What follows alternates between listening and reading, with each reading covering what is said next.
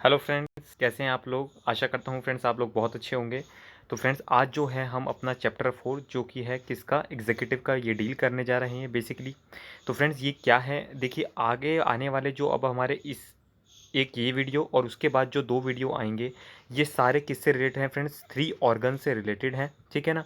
जिनको हम किस नाम से जानते हैं, लेजिस्लेटिव, एग्जीक्यूटिव और जुडिशरी, ठीक है ना। तो आज जो हम डिस्कस करने जा रहे हैं वो एग्जीक्यूटिव का काम है, ठीक है। तो इसके हम डिटेल्ड में सारे क्वेश्चंस को डिस्कस करेंगे, ठीक है। उसके बाद हम जो हमारा नेक्स्ट वीडियो आएगा उसमें हम लेजिस्लेचर को डिस्कस करेंगे एंड देन फिर हम जुडिशरी को डिस्कस करेंगे, ओके। तो फ्रेंड्स ठीक है, चलिए हम क्वेश्चंस को सॉल्व कर लेते हैं। तो सबसे पहले अपने अपने हम क्वेश्चंस की तरफ चले जाते हैं। तो क्वेश्चंस हमारे ये रहे।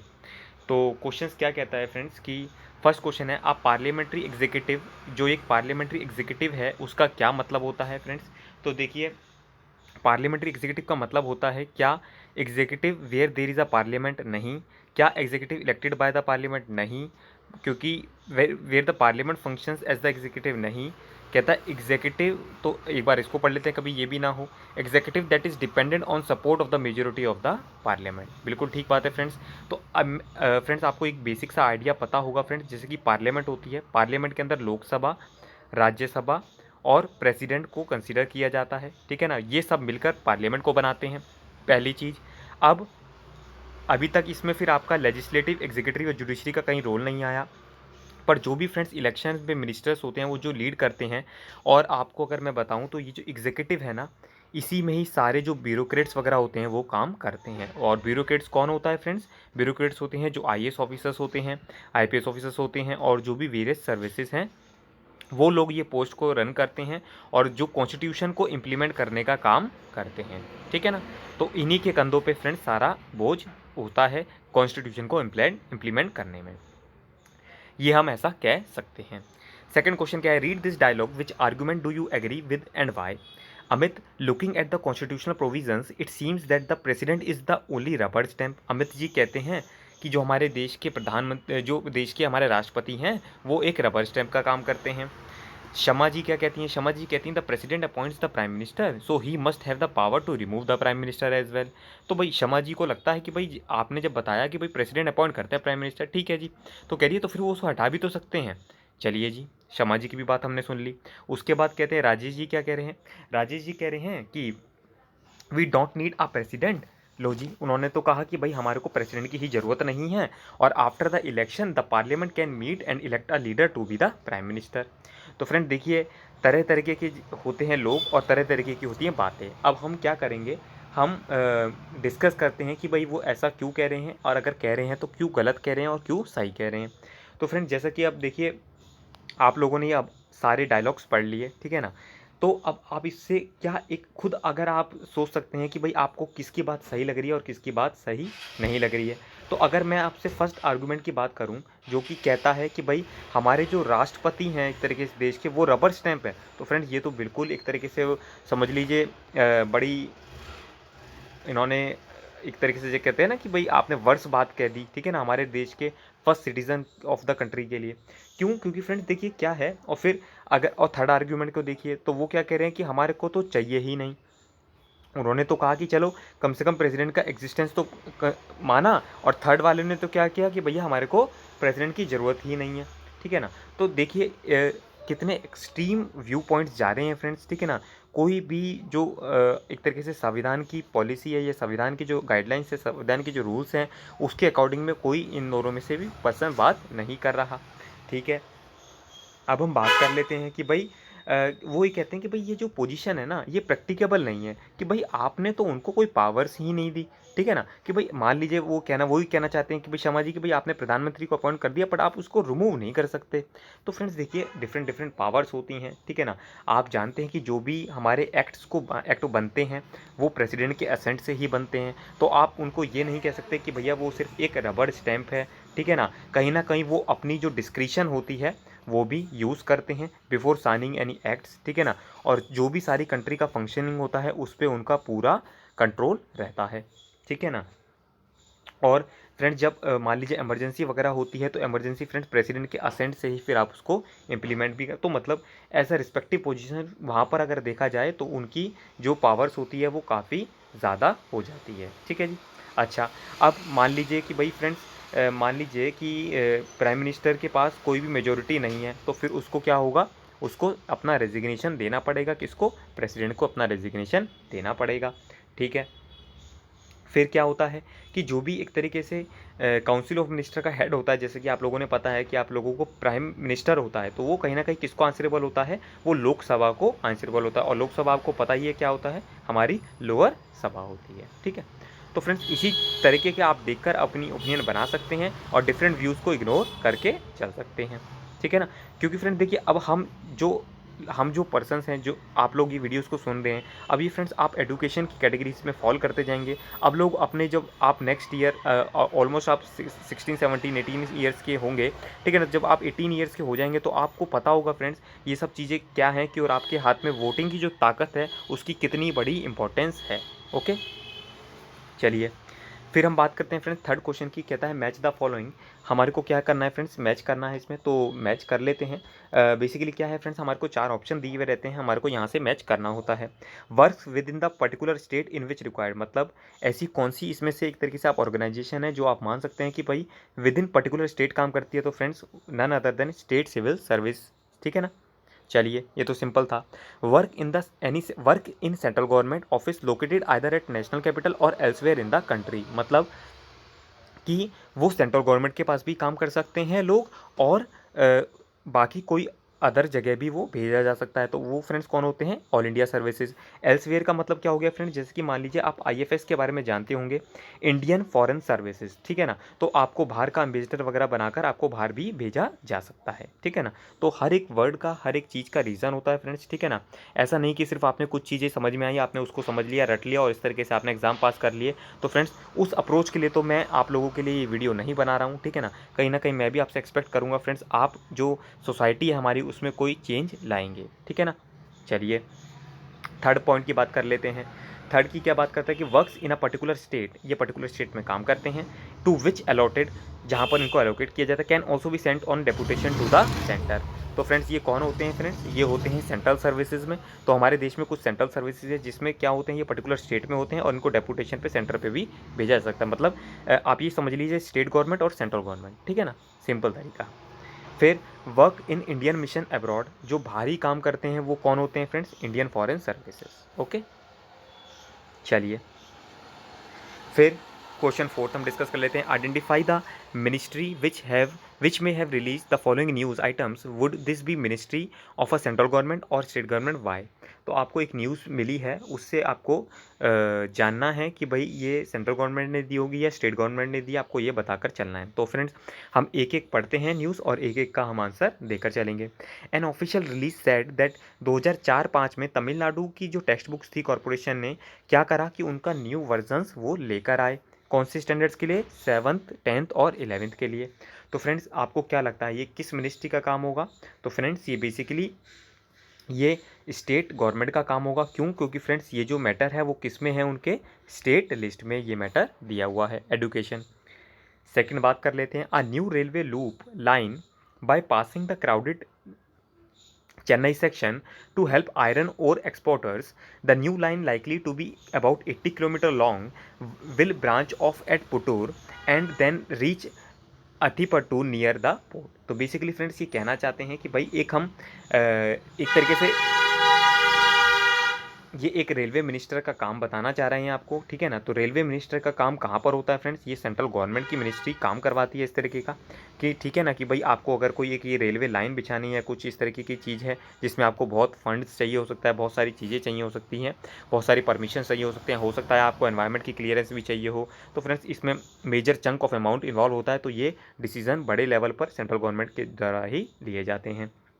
ठीक है ना। और railway ministry friends it is one of the important ministry. ठीक है ना, आपको ये सब आइडिया होना चाहिए। अब हम थर्ड पॉइंट डिस्कस कर लेते हैं। The 3-member sub divisional committee form to verify suicide by farmers in Ramayapet mandal has found that 2 farmers who committed suicide this month have had economic problems due to failure of crops. अब अच्छा friends, अब मान लीजिए friends क्या हुआ, farmers ने suicide कर लिया, तो कहीं ना कहीं क्या हुआ, कुछ इकोनॉमिक रीजंस उनके बताए कि भैया उनके पास इकोनॉमिक का प्रॉब्लम्स था। ठीक है ना। तो कहीं ना कहीं फ्रेंड्स इसमें किसका रोल होगा, क्योंकि ये फ्रेंड्स एग्रीकल्चर से रिलेटेड है जो कि स्टेट गवर्नमेंट की लिस्ट में आता है, तो कहीं ना कहीं उनको इस पर डिसीजन लेना पड़ेगा, जो भी कुछ पॉलिसीज़ है, जो भी कुछ मैटर है, उसको रिजॉल्व करना पड़ेगा। While appointing the prime minister the president selects, कि जो जब हम प्रधानमंत्री को अपॉइंट करते हैं एक तरीके से हमारे प्रेसिडेंट देश के, तो वो क्या चीज़ देखते हैं, क्या वो देखते हैं कि leader of the largest party in the Lok Sabha. तो कहीं ना कहीं तक बात फ्रेंड्स देख लेते हैं पहले हमारे पास और कौन से ऑप्शंस अवेलेबल हैं, ठीक है ना। Leaders of the largest party in the alliance in which secures majority in the Lok Sabha, leaders of the largest party in the Rajya Sabha, तो फ्रेंड्स सी तो है ही नहीं, लीडर्स ऑफ द अलायंस और party that has support of the majority in the Lok Sabha. तो friends कहीं ना कहीं हमारा आंसर जो हो जाएगा डी, क्योंकि उस पर क्या है, उनके पास सपोर्ट है मेजोरिटी का इन द लोकसभा, मतलब एक तरीके से कॉन्फिडेंस मोशन भी उसमें पास है। 6th क्वेश्चन क्या है, read the discussion and say which of these statement applies most to India. Alok है, प्राइम मिनिस्टर है, is like a king, he receives everything in our country, ठीक है ना भाई। प्रधानमंत्री एक तरीके का राजा की तरह है, वो कहते हैं भैया उनको तो सब चीज़ें मिल जाती हैं। शेखर कहते हैं prime minister is only the first among equals, he does not have any special powers, all minister and the PM have similar powers, ठीक है जी, शेखर जी की बात अपनी अलग जगह है। बॉबी कहते हैं prime minister has to consider the expectations of the party members and other supporters of the government, but after all the prime minister has a greater say in the policy making and in choosing the ministers, ठीक है ना। तो friends हम लोगों ने तीनों की बातें सुन ली, किसकी, आलोक की, शेखर की और बॉबी की। कहीं ना कहीं हद तक फ्रेंड्स मैं भी आप, अगर आप लोग चीज़ों को समझ रहे हैं तो कहीं ना कहीं अब आप समझ गए होंगे फ्रेंड्स कि कहीं ना कहीं अगर हम देखें तो बॉबी की बात बिल्कुल अप्लाई करती है हमारी इंडिया के हिसाब से, ठीक है ना। कि ऐसा नहीं कि सिर्फ भाई आपने पॉलिसीज़ बना दी और बस आपने ऑर्डर चला दिया, कहीं ना कहीं आपको ग्रेटर से रखना पड़ता है, और जो भी आपकी पॉलिसी मेकिंग है उसमें आपको डिसीजंस भी लेने पड़ते हैं, तो उसके लिए आप रिस्पॉन्सिबल भी रहते हैं, ठीक है। चलिए, Why do you think is the advice of the Council of Minister binding on the President? Give your answer in not more than 100 words। मतलब अब ये कहना चाह रहे हैं कि भाई ऐसा क्यों होता है कि जो काउंसिल ऑफ मिनिस्टर्स होते हैं और वो एडवाइस देते हैं एक तरीके से, वो एक तरीके से आप ये कह लीजिए फ्रेंड्स सलाहकार हैं हमारे राष्ट्रपति के। तो फ्रेंड्स ऐसा क्यों होता है, आर्टिकल 74 है। अब मैं आपको, मुझे आर्टिकल का रेफरेंस देना पड़ेगा क्योंकि थोड़ा सा कॉम्प्लेक्स मैटर है एक तरीके से, कहीं ना कहीं क्योंकि आप लोगों को एक तरीके से वैलिड करवाना है कि भाई ये सब बातें कहीं कॉन्स्टिट्यूशन में भी तो लिखी होनी चाहिए ना। तो फ्रेंड्स आप जाकर पढ़ सकते हैं, नेट पर आपको ये कॉन्स्टिट्यूशन भी अवेलेबल होता है, आप पीडीएफ उसकी डाउनलोड करके आप ये सारी चीज़ें देख सकते हैं कि uh constitution is a beautiful document जो कि आप सबको इस चीज़ के बारे में गाइड करता है। तो उसमें फ्रेंड्स बोला गया है कि भाई काउंसिल ऑफ मिनिस्टर को की जो एडवाइस होगी वो प्रेसिडेंट को माननी पड़ेगी। हाँ, इसमें एक चीज़ दे रखी है कि वो उस एडवाइस को दोबारा भेज सकते हैं उनके पास कि भैया आप एक बार इसको रिकन्सिडर कर लीजिए, बट अगर फ्रेंड उसके बाद भी वो दोबारा ऐसे का ऐसे ही भेज देते हैं तो उसको प्रेसिडेंट जी को वो ही बात माननी पड़ती है, ठीक है जी। चाहिए मतलब उन्होंने रिकन्सिडर करके दोबारा उसमें कोई चेंजेस करा हो या नहीं उससे मतलब नहीं है, फिर आपको ये बात माननी पड़ेगी। अगर आपको विश्वास है फ्रेंड्स तो यही बातें आर्टिकल 74 में लिखी हुई हैं, जब आप इसको पढ़ेंगे तो आपको ये सब चीज़ें समझ में आ जाएगी। क्वेश्चन नंबर 8 डिस्कस कर लेते हैं। The parliamentary system of executive vests many powers in the legislature for controlling the executive, why do you think is it so necessary to control the executive. तो बेसिकली फ्रेंड्स क्या बात है कि देखिए देखिए एक पार्लियामेंट का है जहाँ पर एक तरीके से लेजिस्लेटिव हो गए, जहाँ पर सारे कानून बनते हैं, ठीक है ना। और जो प्रेसिडेंट है वो एक तरीके का हमारा क्या हो गया, हेड हो गया हमारी गवर्नमेंट का। फिर उसके बाद जो प्राइम मिनिस्टर हेड होता है वो एक तरीके से गवर्नमेंट का हेड होता है, और एक तरीके से जो प्रेसिडेंट है वो हमारा हेड है आपकी पूरी कंट्री के, क्योंकि उन्हीं के नाम पर आपका सारी चीज़ें हो रही हैं। तो कहीं ना कहीं आपको एग्जीक्यूटिव को जो है वो रिस्पॉन्सिबल करना पड़ेगा, किसके प्रति रिस्पॉन्सिबल करना पड़ेगा आपको, एग्जीक्यूटिव को रिस्पॉन्सिबल करना पड़ेगा पार्लियामेंट के प्रति, ठीक है ना। जिससे कि जो उसका कॉन्फिडेंस है, पार्लियामेंट का कॉन्फिडेंस वो बरकरार रहना चाहिए, और कहीं ना कहीं वो देखे कि कुछ भी चीज़ जो है अगेंस्ट द कॉन्स्टिट्यूशन नहीं जा रही है, ठीक है ना। और ये काम तो फिर पार्लियामेंट का भी देखने का है, और एग्जीक्यूटिव का भी देखने का है, जुडिशरी का भी देखने का है, और लेजिस्लेचर का भी देखने का है। ओके, कि भाई ऐसा नहीं कि कोई भी कानून इस तरीके से बन जाए जो कि हमारे संविधान के बिल्कुल खिलाफ हो। चलिए, it is said that there is too much political interference in the working of the administrative machinery, it is suggested that there should be more and more autonomous agencies which do not have answer to the ministers. तो वो कह रहे हैं कि भाई ministers का इतना ज़्यादा इन्फ्लुएंस होता है, तो कहीं ना कहीं ऐसा लगना चाहिए कि भाई हमारे पास कुछ सारी ऑटोनोमस एजेंसीज कर दीजिए जिसके पास क्या हो, उन लोगों का इन्फ्लुएंस ना हो और हमारे को दिक्कत ना आए। तो एक बार हम पढ़ लेते हैं कि भाई वो किस तरीके की बातें करना चाह रहे हैं। कहता है, do you think this will make administration more people friendly, कि भाई इससे जो होगा एडमिनिस्ट्रेशन मोर पीपल फ्रेंडली हो जाएगा। तो कहीं ना कहीं हद तक देखिए फ्रेंड्स, ये एक सजेशन हो गया, ठीक है ना, कि भाई हमारे पास क्या होनी चाहिए, मोर से मोर ऑटो। जैसे फ्रेंड्स अगर आप लोगों ने सुना होगा, सीबीआई के बारे में सुना है आपने, इंटेलिजेंस ब्यूरो के बारे में आपने सुना है, इलेक्शन कमीशन ऑफ इंडिया के बारे में हुआ सुना है, और भी फ्रेंड्स बहुत सारी ऑर्गेनाइजेशंस हैं जो कि ऑटोनोमस बॉडीज़ हैं, ऑटोनोमस लेवल पर काम करती हैं, ठीक है ना, ठीक है ना, और जिनको कोई भी मिनिस्टर के प्रति जिनकी क्या होती है, कोई भी जिम्मेदारी नहीं होती है, ठीक है ना।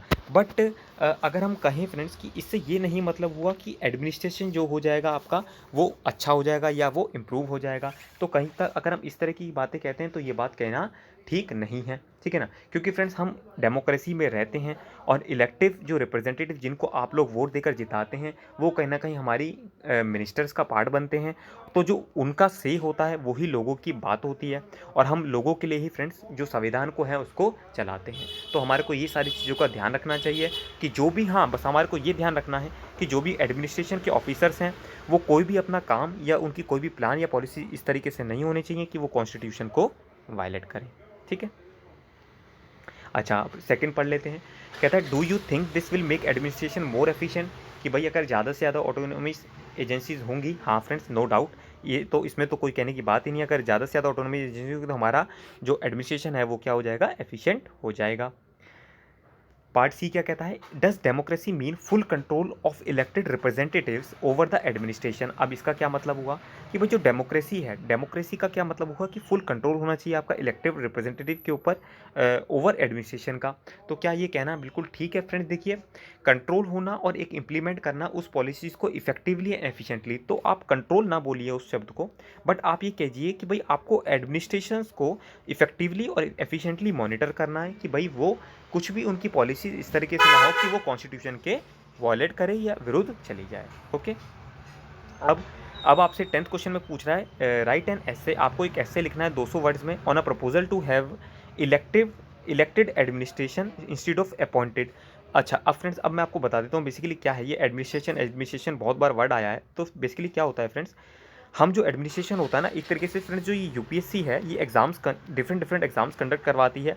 जैसे IAS officer, IPS officer, IFS officer और बाकी डिफरेंट पोस्ट जो होती है वो उस तरीके से वहाँ से इलेक्ट किए जाते हैं एक तरीके से, ठीक है ना, मतलब अपॉइंट किए जाते हैं वहाँ के थ्रू, ना कि इलेक्ट होते हैं। मतलब आपने कभी ऐसा नहीं सुना होगा फ्रेंड्स कि आईएएस ऑफिसर्स के इलेक्शन हो रहे हैं, ठीक है ना, आप लोगों ने ये कहीं बात नहीं सुनी। आईएफएस ऑफिसर्स जो भी होते हैं इनको अपॉइंट किया जाता है।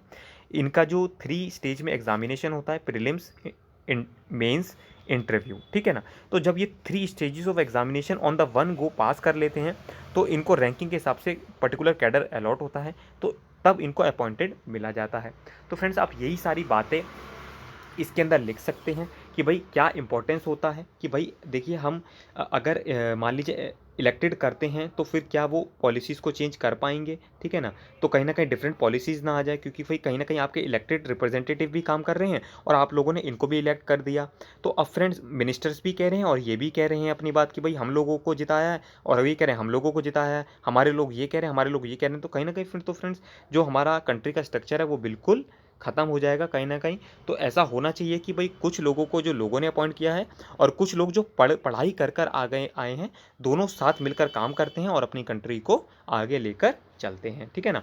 फ्रेंड्स देखिए, जो इलेक्टेड रिप्रेजेंटेटिव होते हैं उनके पास क्या होता है, टेक्निकल नॉलेज नहीं होता, ठीक है ना, उनके पास सिर्फ लोगों का सपोर्ट होता है। और जबकि जो अपॉइंटेड एडमिनिस्ट्रेशन में जो ऑफिसर्स होते हैं उनके पास टेक्निकल नॉलेज होता है, उनके पास संविधान की पूरी नॉलेज होती है, उनको हिस्ट्री, ज्योग्राफी, सिविक्स, पॉलिटिक्स सब चीज़ों का, साइंस सब का ज्ञान होता है, ठीक है ना, जिससे वो अपनी पॉलिसीज़ को इफेक्टिव और एफिशिएंटली अप्लाई कर सकते हैं। ओके, तो कहीं ना कहीं आप इन ब्यूटीफुल कोर्सेज़ का भी एप्लीकेशन जानते हैं फ्रेंड्स।